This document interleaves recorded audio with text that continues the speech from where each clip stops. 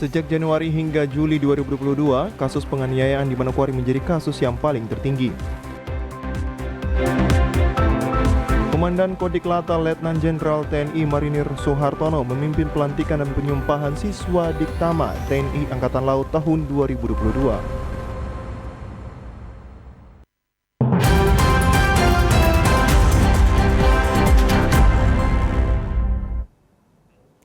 Selamat petang saudara, berita Papua Barat hari ini kembali hadir menjumpai Anda, edisi Kamis 28 Juli 2022. Sejumlah informasi dari daerah di Papua Barat akan kami hadirkan untuk Anda. Bersama saya, Maria Talimbekas, inilah Papua Barat hari ini selengkapnya. Saudara, terhitung sejak Januari hingga Juli 2022, Unit Pelayanan Perempuan dan Anak Polres Manokwari mencatat ada 84 laporan polisi, yaitu kasus paling dominan yang ditangani adalah penganiayaan dan masalah perlindungan anak. Kasus penganiayaan merupakan kasus tertinggi yang ditangani oleh Unit Pelayanan Perempuan dan Anak Polres Manokwari mulai Januari hingga bulan Juli 2022.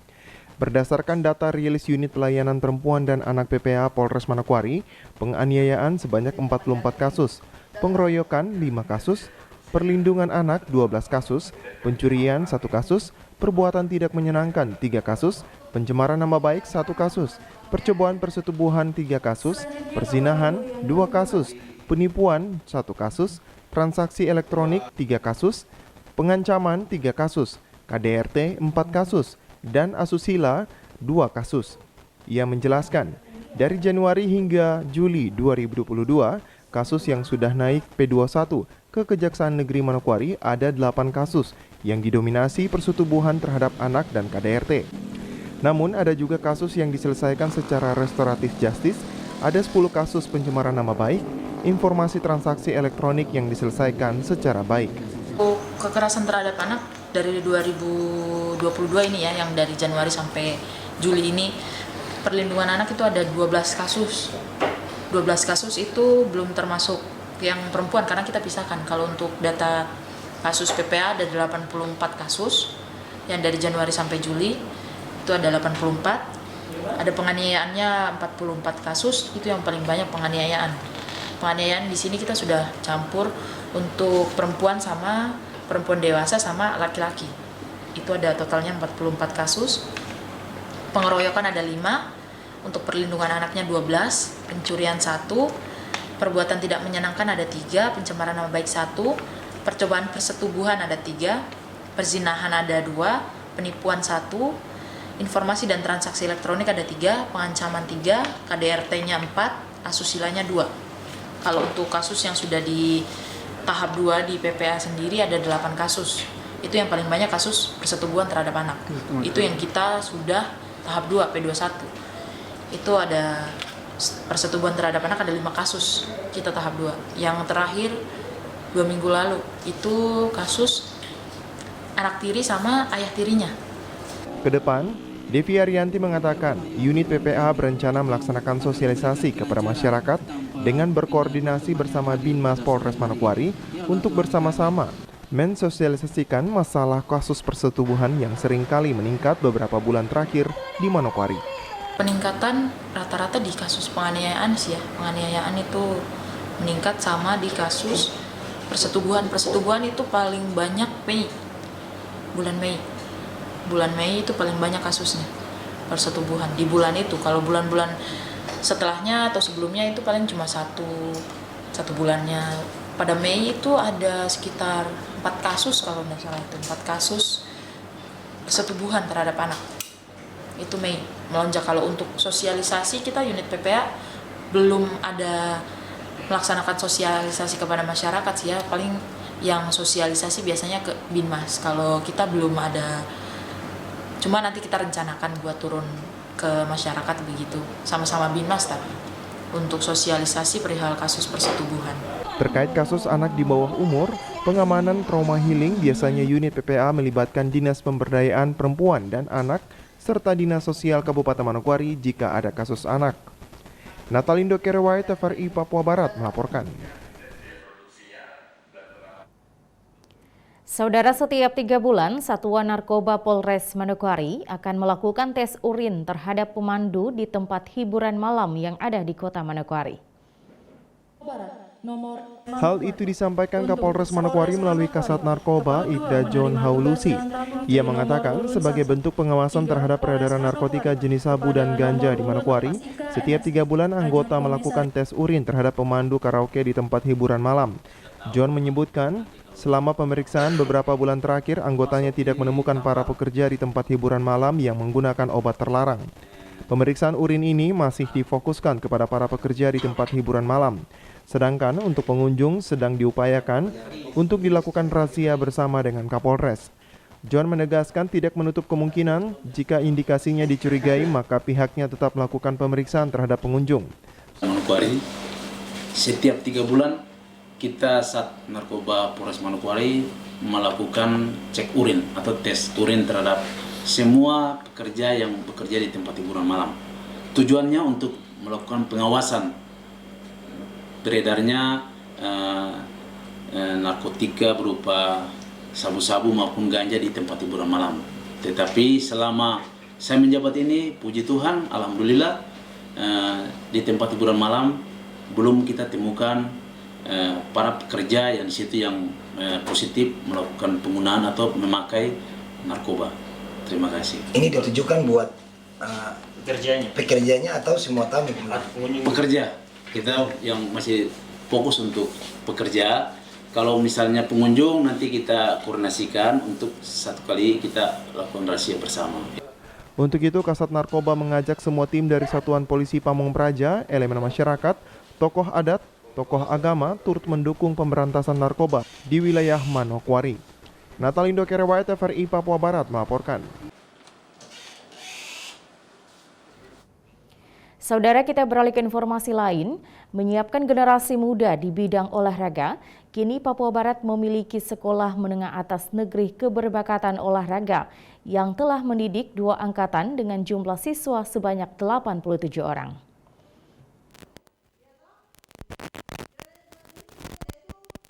SMA Negeri Keberbakatan Olahraga Papua Barat yang beralamat di Susweni, Distrik Manokwari Timur, Kabupaten Manokwari, Provinsi Papua Barat, dibangun di atas lahan seluas 2,5 hektar lebih sejak tahun 2021.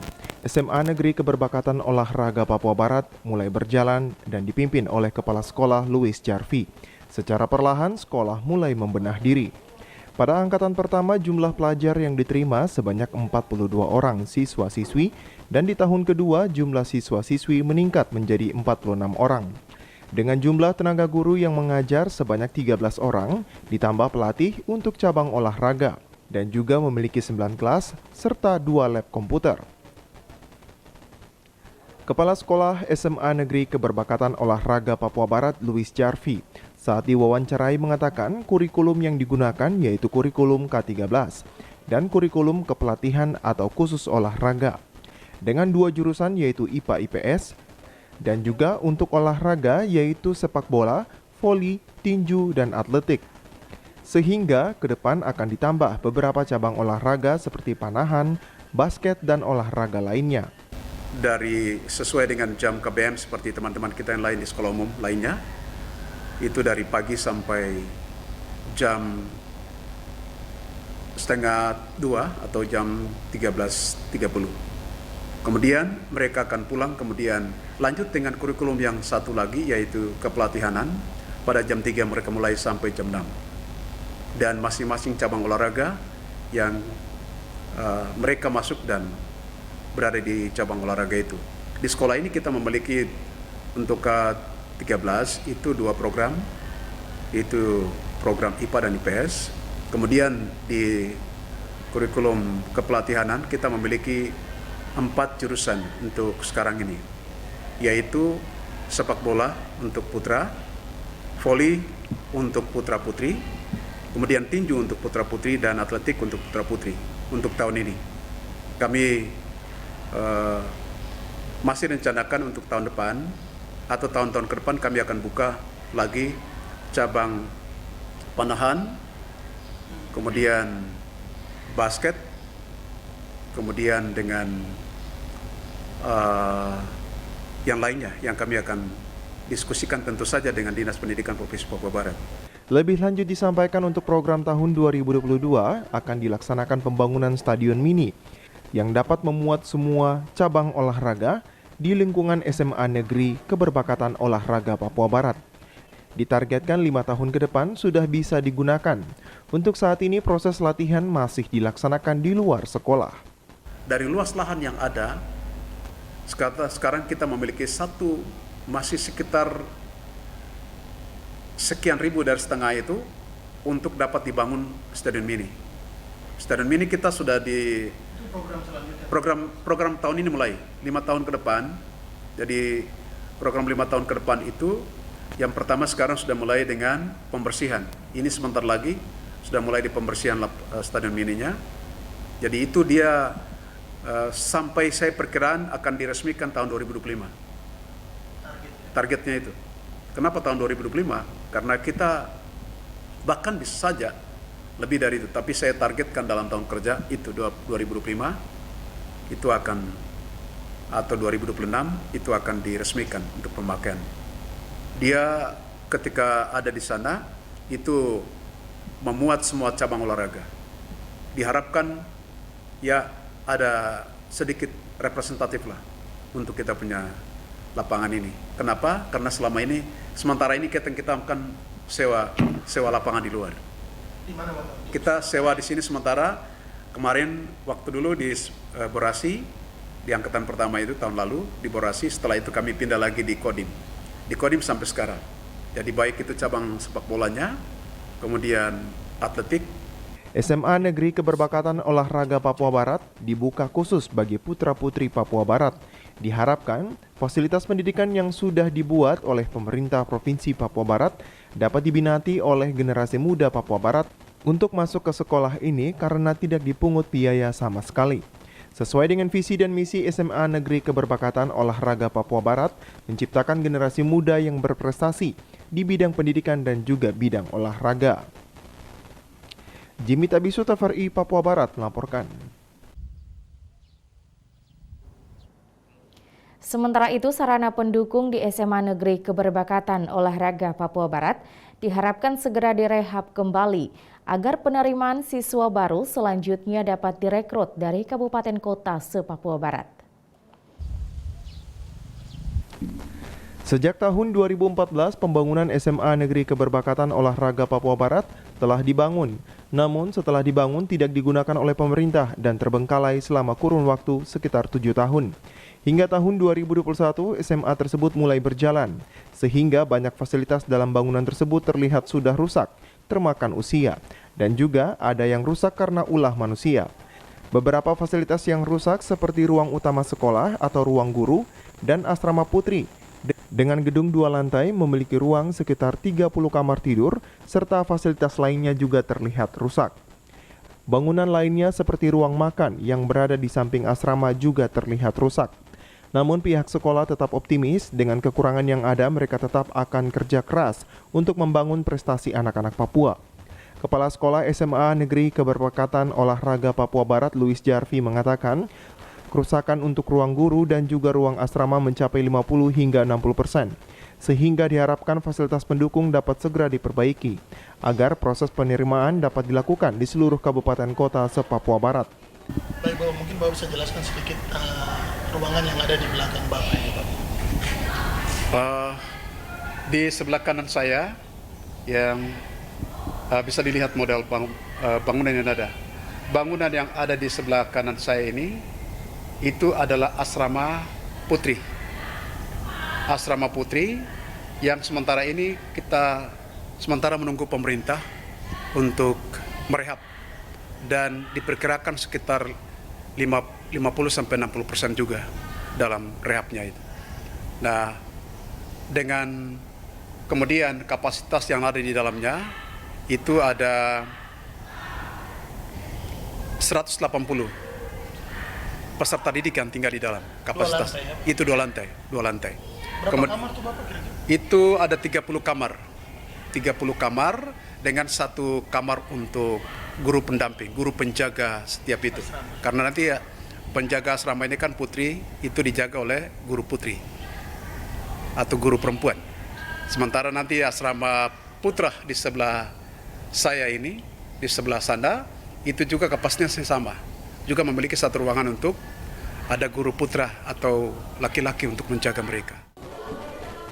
Diharapkan melalui SMA Negeri Keberbakat Olahraga Papua Barat, generasi Papua akan dibesarkan menjadi pemimpin masa depan, atlet terbaik yang memiliki karakter, sehingga ke depan kita bisa membuktikan bahwa generasi Papua bisa dan mampu di segala bidang.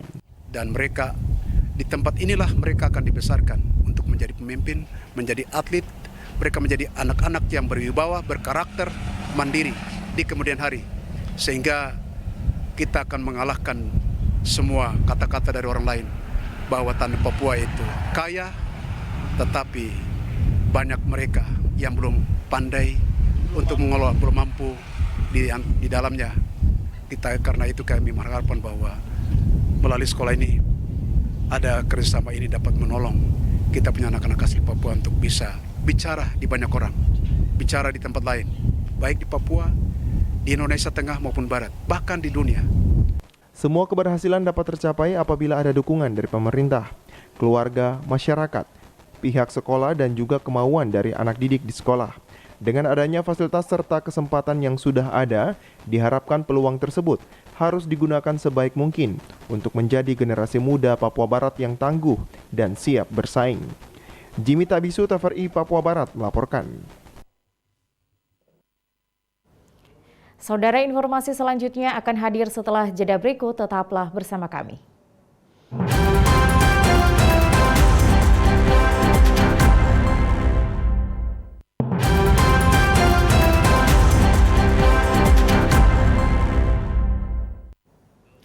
Terima kasih Anda masih bersama kami.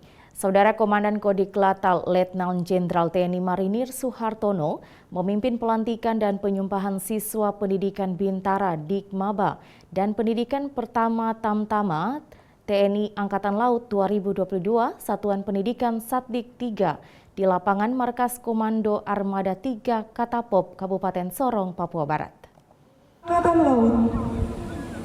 Pelantikan diikuti oleh 250 orang siswa dengan rincian 85 pria dan 15 wanita serta 150 tamtama. Upacara pelantikan dipimpin langsung Komandan Pembina Doktrin Pendidikan dan Latihan TNI Angkatan Laut, Letnan Jenderal Marinir Suhartono yang berlangsung di Markas Komando Armada 3 Katapop, Distrik Salawati, Kabupaten Sorong, Papua Barat pada Kamis 27 Juli 2022. Dan Kodik Latal menyampaikan, 250 siswa yang mengikuti pendidikan tidak ada masalah dengan kesehatan ataupun faktor-faktor lain. Pendidikan bisa dilaksanakan sesuai rencana dan semua siswa sampai saat ini bisa lulus dengan keadaan yang sehat. Menurut Dan Kodiklat, pendidikan Satdik 3 ini bisa berjalan dengan baik atas dukungan Dan Satdik 3 Panglima Koarmada 3 Denpasar 3 dan Lantamal 14 Sorong. Meski demikian, fasilitas satuan pendidikan 3 masih minim namun bisa berjalan dengan baik. Ia menambahkan 250 siswa yang sudah dilantik dan penyumpahan sebagai prajurit TNI, mereka masih punya kewajiban selama 2 bulan ke depan. Mereka harus menyelesaikan pendidikan dasar golongan lanjutan dengan melakukan praktek di kapal perang. Lebih lanjut, kata Satdik atau pendidikan Satuan 3 ini sesuai dengan kebijakan Kepala Staf Angkatan Laut untuk merekrut putra-putri daerah untuk dididik menjadi prajurit mantra laut TNI Angkatan Laut. Hari ini kita bisa melantik 250 siswa Dikmaba dan Dikmata.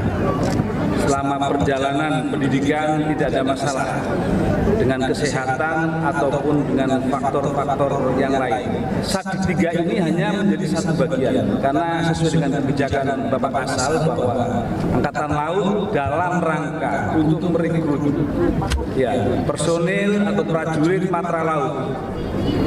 Beliaunya berkenan untuk semaksimal mungkin bisa merekrut putra-putra daerah. Dan Satdik 3 kita pusatkan di Armada 3 sini, Sorong. Kita berharap juga putra-putra daerah yang ada di sekitar Satdik 3 ini atau Sorong ini bisa kita rekrut semaksimal mungkin. Dan ini Satdik 1, 2 ataupun 3 sudah 3 kali melaksanakan pendidikan. Upacara pelantikan siswa Dikmaba dan Dikmata berlangsung cukup meriah. karena orang tua siswa menghadiri prosesi pelantikan. Dari Soramika Jasman, TVRI Papua Barat melaporkan. Saudara, tuntas sudah perjumpaan kita dalam berita Papua Barat hari ini. Kami tetap mengajak Anda untuk mencegah penyebaran COVID-19 dengan cara memakai masker, mencuci tangan pakai sabun dengan air yang mengalir, menjaga jarak, menjauhi kerumunan, serta membatasi mobilitas dan bersedia divaksin sesuai kebijakan pemerintah. Indonesia pulih karena aku, Indonesia pulih karena kamu, Indonesia pulih karena kita. Mewakili kerabat kerja yang bertugas, saya Maria Talim Bekas mengucapkan terima kasih dan sampai jumpa.